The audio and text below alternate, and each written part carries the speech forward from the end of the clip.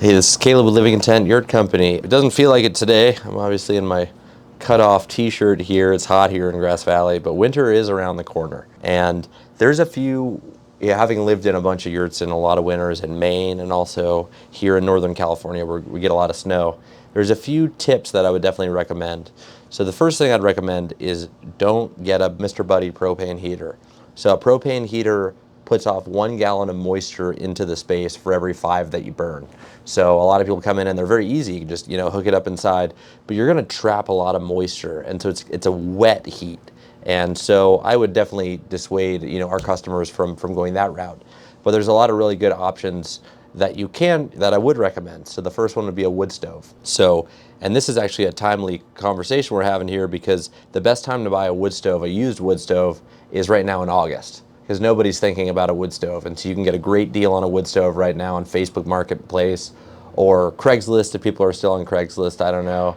It might just be Deviants on there now still. I'm not sure. But anyway, you can get a wood stove, and usually if it's a rolled steel wood stove, you can grind it down with just like an attachment on your drill, and you use a high heat black paint, and that's a great way to refinish it. Maybe then you have to do some regasketing, but none of that is hard. There's a lot of videos online. In a past life, I used to refurbish wood stoves and sell them, and you can get a $100, $150 wood stove, put a little bit of love into it, and it's a beautiful, ready to go wood stove that'll last you years and years. So that's with rolled steel. But if you have a cast iron wood stove, you can do the same thing, getting a grinding, polishing bit, and then grind it down, and then use a cast iron polish. And all you do is rub that on to the wood stove, and it brings it back fully to life. None of this is hard, but it's a great way to get a really affordable wood stove. And I'd recommend, buying your wood stoves in the summer.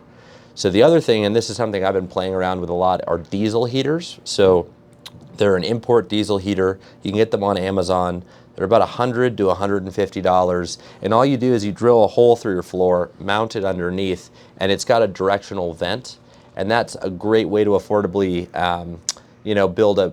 build in your heat, and it's a nice dry heat.